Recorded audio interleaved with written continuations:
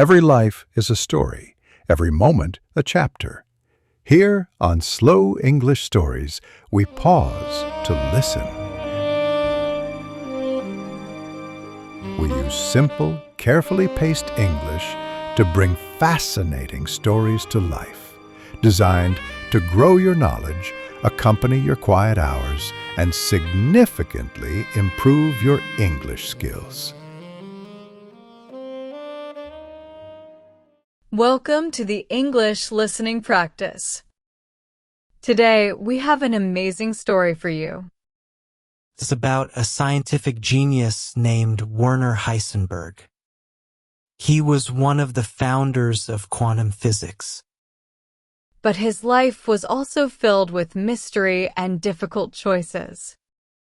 He even led Germany's secret atomic bomb project during World War II. So, did he try to build a bomb for Hitler? Or did he secretly try to stop it? We're going to explore his incredible discoveries and the controversies of his life. Plus, we'll share some funny stories about him and his famous scientist friends. This episode is packed with fascinating history and lots of useful English vocabulary.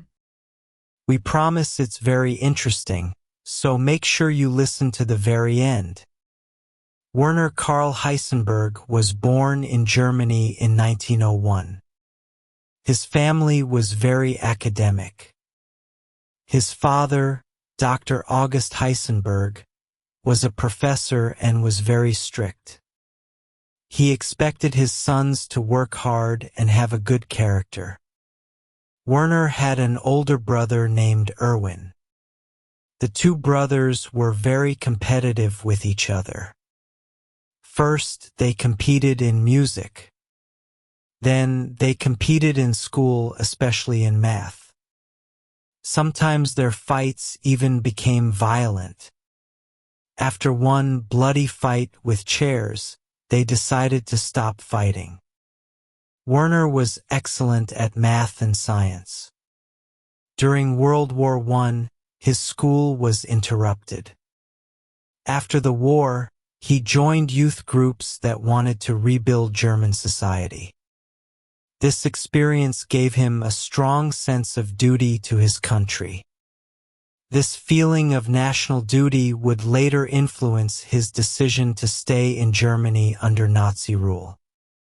He also loved to read philosophy like Plato, which shaped his abstract way of thinking. In 1920, Werner Heisenberg went to the University of Munich. He wanted to study mathematics, but a professor didn't let him into a seminar. So, he switched to physics instead. This small decision changed the course of his life and the world. In physics, he studied with the famous Arnold Sommerfeld. He quickly became interested in theoretical physics. He also met other future science stars like Wolfgang Pauli and Enrico Fermi. But his PhD exam in 1923 was a disaster. He was brilliant at theory, but terrible at experiments. He couldn't even explain how a simple battery worked. The examiner wanted to fail him. But his teacher, Sommerfeld, argued for him. In the end, Heisenberg passed with the lowest possible grade. He was embarrassed by this. But this failure pushed him to focus only on theoretical physics. This is where he would make his greatest discoveries. After the exam, he went to work for another great physicist, Max Born. Later, he got a grant to work with the famous Niels Bohr in Copenhagen. This network of great scientists was very important for the birth of quantum mechanics. In June 1925, Heisenberg had a bad case of hay fever. He went to a small, remote island called Helgoland to feel better. The quiet island gave him time to think deeply about problems in atomic theory. It was there that he had a huge breakthrough. He came up with a radical new way to think about quantum mechanics. He decided to build his theory only on things that could be observed, like the light from atoms. He wanted to get rid of the idea of electrons orbiting a nucleus because no one could actually see that. His new theory was very abstract. It used a type of math called matrices to represent physical quantities. Many people called it a theory without a picture because it was so hard to visualize. When Max Born saw Heisenberg's work, he realized the math was a form of matrix algebra. Born then worked with his assistant, Pascual Jordan, to develop the idea further. This new theory, matrix mechanics, was the first complete version of quantum mechanics. But many physicists, including Albert Einstein, didn't like how abstract it was. Einstein called it a true witch's multiplication table. In 1926, Heisenberg went to Copenhagen to work as Niels Bohr's assistant. This was one of the most productive times in his life. He and Bohr had intense discussions almost every day about the meaning of quantum theory. These heated talks were very important for science. They led to what is now called the Copenhagen interpretation of quantum theory. Then, in early 1927, Heisenberg developed his most famous idea. It is called the uncertainty principle. This principle states that it's impossible to know both the exact position and the exact momentum of a particle at the same time. The more you know about one, the less you know about the other. He used a thought experiment with a gamma-ray microscope to explain it. If you try to see an electron's position with a powerful microscope, the light hits the electron and changes its momentum. This idea was revolutionary. It challenged the classical idea of determinism, which said the future could be perfectly predicted. It meant that at a fundamental level, nature is probabilistic. As Heisenberg said, what we observe is not nature in itself, but nature exposed to our method of questioning. In 1932, Werner Heisenberg won the Nobel Prize in Physics. He received it for creating quantum mechanics. The Nobel Committee specifically mentioned how his theory helped discover the different forms of hydrogen. These are called orthohydrogen and parahydrogen. This showed that his abstract theory had real, practical applications. The prize made him very famous, and he traveled the world to give lectures. In 1929, he went to the United States, Japan, and India. During a trip to Japan, he traveled on a ship with another famous physicist, Paul Dirac. Heisenberg was social and liked to dance. Dirac was very quiet and introverted. One evening, Dirac asked Heisenberg, "Why do you dance?" Heisenberg replied, "When there are nice girls, it is a pleasure." Dirac thought about this for about 15 minutes. Then he asked, "Heisenberg, how do you know beforehand that the girls are nice?" This story shows the very different personalities of these great scientists. In 1933, the Nazi Party came to power in Germany. This was a terrible time for science. Many Jewish or politically unreliable professors lost their jobs. This included famous scientists like Albert Einstein and Max Born. Germany lost a quarter of its physicists, which weakened its scientific research. A group of Nazi-affiliated physicists promoted something called Aryan physics. They hated abstract theories like quantum mechanics and relativity, calling them Jewish physics. The leaders of this movement, Johannes Stark and Philipp Leonard, attacked Heisenberg. In a Nazi newspaper, Stark called Heisenberg a white Jew. This was a term for non-Jewish Germans who they thought had a Jewish spirit. Heisenberg was investigated by the Gestapo for a year. His mother knew the mother of the powerful Nazi leader Heinrich Himmler. She visited her and asked for help. Eventually, Himmler decided that Germany could not afford to lose a scientist like Heisenberg. Despite the attacks, Heisenberg decided to stay in Germany. He said it was his patriotic duty to protect German science. He chose to work within the system, using quiet interventions rather than public protests. In 1939, Germany started a secret nuclear program called the Uranium Club. This was right after German scientists discovered nuclear fission. Heisenberg quickly became a leader of this project. At first, it seemed like Germany had a big advantage. They had the scientists, the materials, and an early start. The fear of Hitler getting an atomic bomb motivated the American Manhattan Project. But the German project ultimately failed. There were several reasons for this. Heisenberg made a key scientific mistake. He chose to use heavy water as a moderator, which was not as good as the ultrapure graphite the Americans used.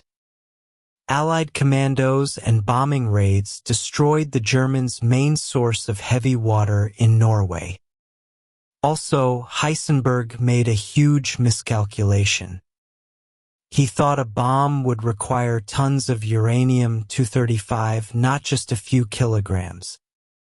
The project was also poorly organized. It was fragmented, underfunded, and filled with mistrust. Heisenberg himself seemed more interested in his own research than in building a bomb. He later admitted that he worked to prevent the project from becoming a large military effort.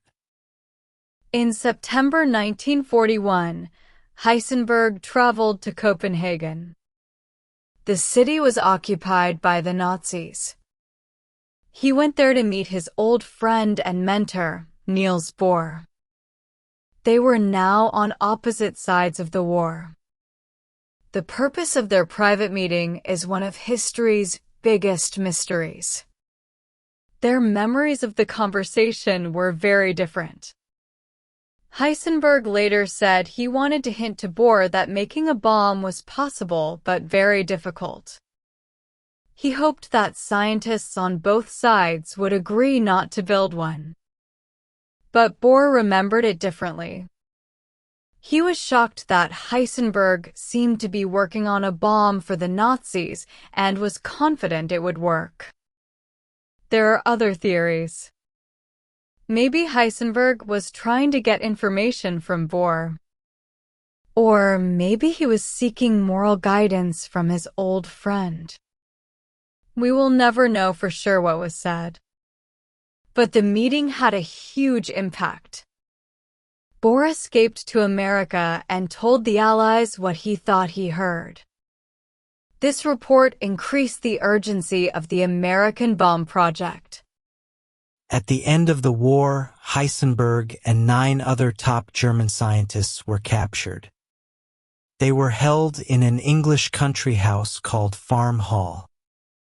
The house was bugged, and all their private conversations were secretly recorded.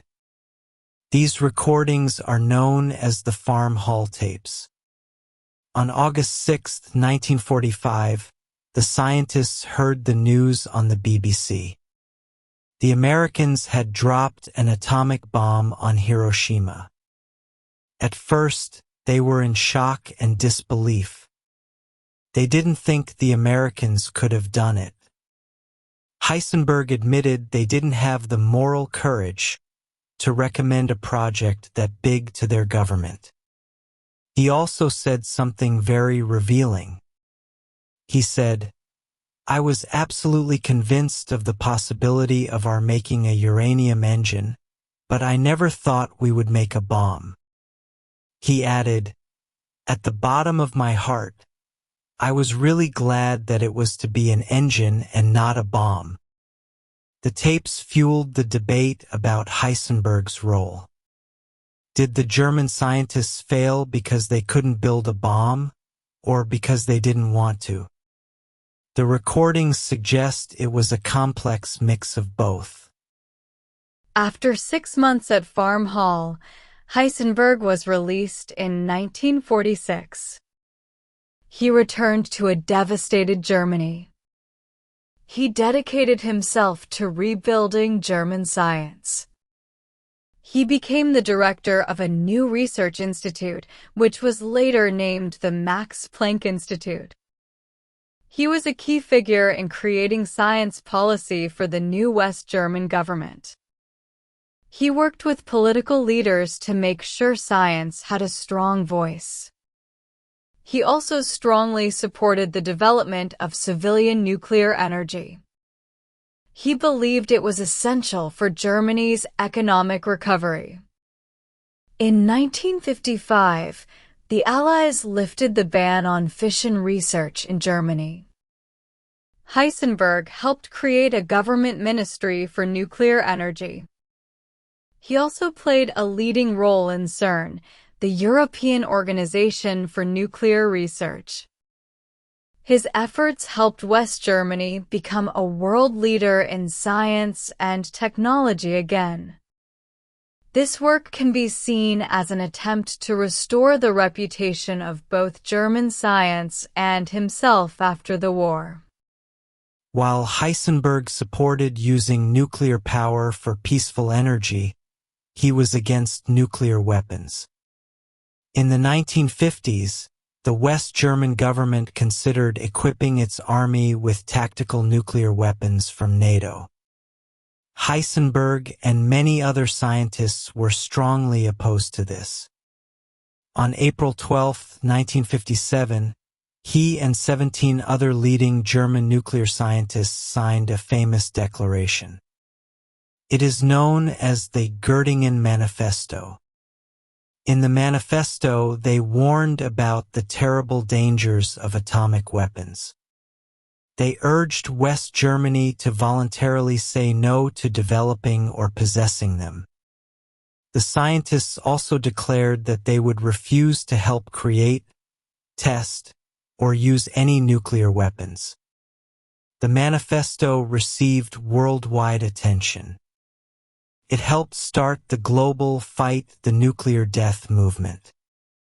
This was a clear sign that scientists now felt a moral duty to speak out on global policy. In the end, the German army remained non-nuclear. In his later years, Heisenberg focused on a final, grand ambition. He wanted to create a unified field theory. He called it his Weltformel, or world formula. This single theory was supposed to explain everything in physics, from the smallest particles to the entire universe. It was supposed to be a final theory. The public was very excited about it. But other physicists were not so enthusiastic. They said the theory was mathematically inconsistent and couldn't predict things that were already known. His old friend and colleague, Wolfgang Pauli, had worked with him on it. But Pauli eventually withdrew his support. He famously mocked Heisenberg's theory in a letter. He drew an empty picture frame and wrote, "This is to show the world that I can paint like Titian. Only technical details are missing." This was like saying the theory was an empty promise with no substance. Heisenberg never abandoned the theory, but it was ultimately unsuccessful. Werner Heisenberg was more than just a physicist. He was also a deep thinker and a philosopher. He wrote important books like Physics and Philosophy. In these books, he explained how quantum mechanics changed our view of reality. He believed that our methods of observation actually shape the reality we see. He also thought that language was too limited to describe the strange world of atoms.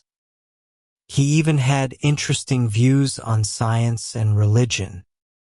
He once famously said, "The first gulp from the glass of natural sciences will turn you into an atheist. But at the bottom of the glass, God is waiting for you." This quote suggests that a deeper look into science can lead one to a sense of wonder and mystery that is similar to religious feeling. He believed that science was a way of reflecting on the divine ideas of creation. He was a scientist who was always searching for deeper meaning. Heisenberg also had a rich personal life. In 1937, he met a 21-year-old woman named Elizabeth Schumacher at a musical evening. He was 35 and was playing the piano. They felt an instant connection and got engaged just 2 weeks later. They were married for the rest of his life and had 7 children. When their twin sons were born, his friend Wolfgang Pauli sent a funny congratulation. He congratulated Heisenberg on his pair creation, which is a playful reference to a term in particle physics. 2 of his sons also became scientists. Heisenberg loved classical music and hiking. He had a habit of getting lost in his own thoughts. He was also the person who would hold a grudge if he felt he was treated unfairly. He retired in 1970 and died of cancer in 1976 at the age of 74. His legacy in physics is enormous, but his life remains complex and controversial. Werner Heisenberg's life tells the story of 20th century science. It also shows the human struggle between the search for knowledge and moral choices. His uncertainty principle became a cornerstone of modern physics. It also started a philosophical earthquake about the nature of reality. But his story is not just one of glory. His decision to stay in Nazi Germany and lead the nuclear project has been debated for decades. The failure of that project was due to many things: scientific misjudgment, poor organization, and maybe even a lack of will to succeed. After the war, he worked hard to rebuild science and to advocate for peace. His life teaches us that scientific progress is not a simple, straight line. It is influenced by personality, politics, and difficult moral choices. His legacy is not just in his theories, but also in the tough questions his life forces us to ask. Like the quantum world he helped reveal, his life is full of uncertainty. And that is what makes his story so endlessly compelling.